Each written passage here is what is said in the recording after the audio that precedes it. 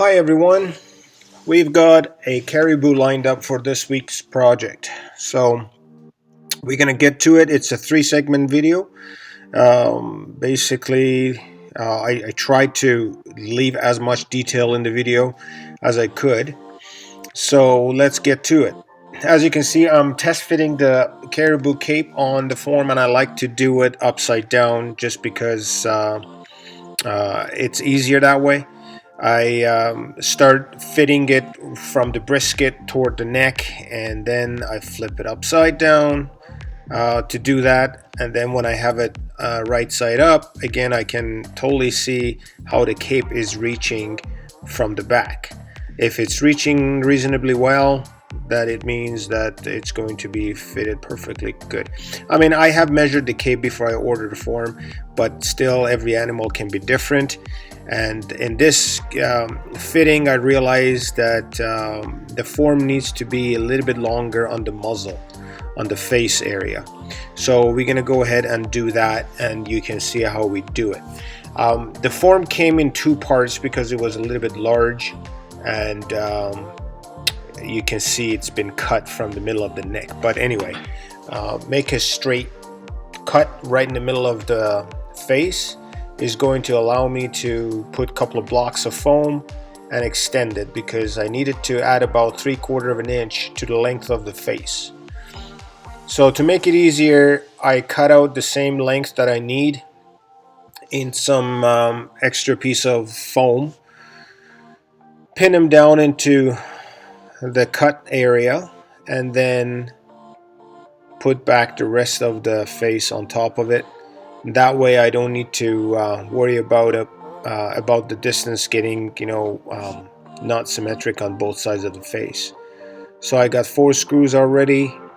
I'm making sure that the muzzle is going to stay strong in there, and we put the screws in to secure the 2 pieces together, and then we'll use our plastic wrap to basically cover it all up. So when we pour our liquid foam, it's going to expand, and somewhat is going to get trapped in there.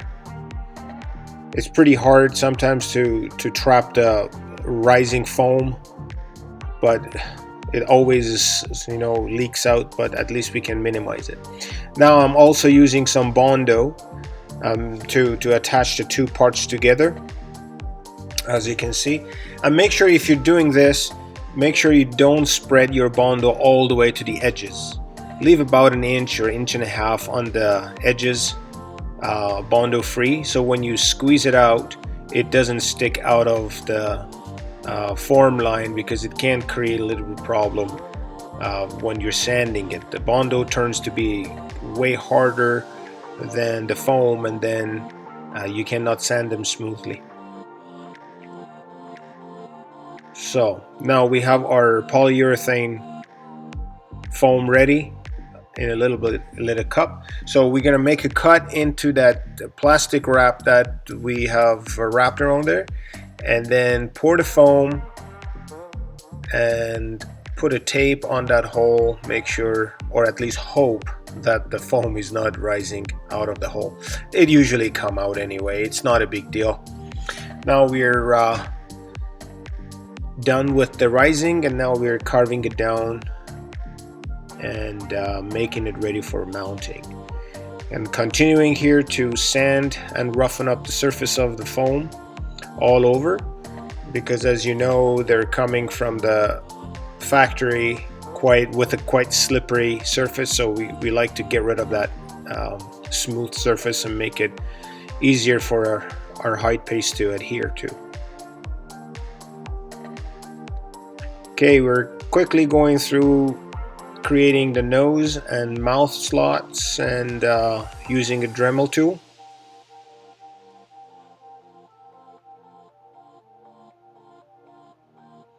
Now we're going to start doing some work on the cape. The cape has been cut from the back of the neck all the way, and I like to have them tubed. So they didn't tube it for us, now we're going to tube it for ourselves. But first we're going to test fit our ear liners, make sure that they're fitting perfectly good.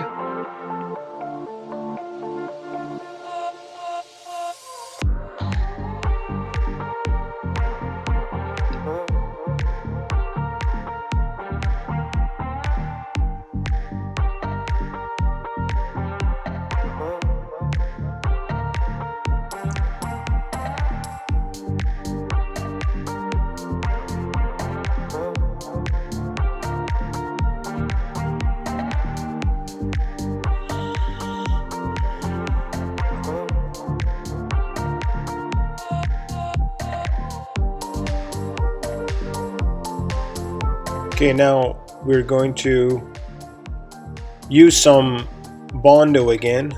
I usually like to put some Bondo inside the ear and massage it all around. Make sure the inside skin is getting totally basically rubbed on with the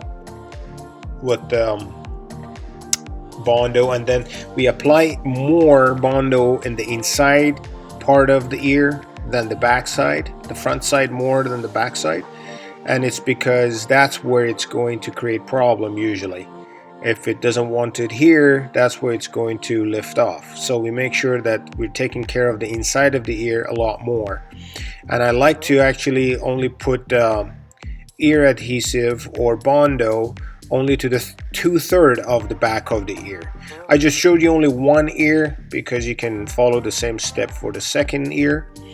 And now I'm lining up the skin from its inside on basically inside out, and making some markings with the pen where it's going to be lined up, and following those markers, mark lines, when you're sewing them back, it will guide you so you don't, because the skin can stretch up and down a lot, and then you can end up stitching it crooked, basically using this more length on one side than the other side.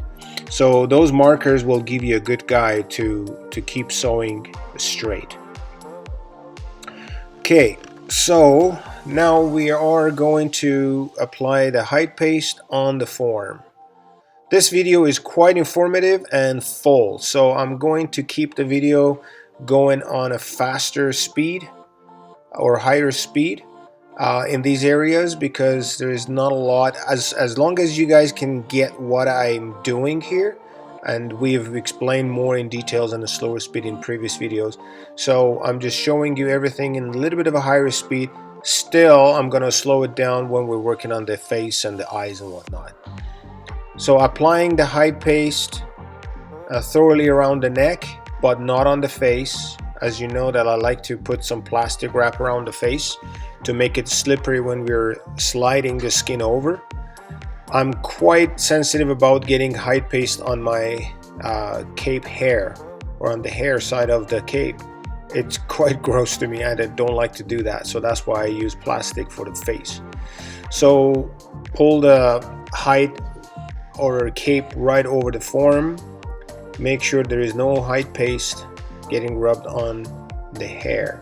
Get rid of your plastic on the face, and we are ready to apply or install the antlers. The antlers from the skull plate has been cut and is into fit previously, and we made the holes already, so we just have to put the screws in and apply the mache around it to make a smooth skull. So I'm going to let you watch the rest of the video. We're coming to an end on this segment, and as I said, it's a 3-part video, so make sure that you follow the second video and the third video if you want to see the whole process.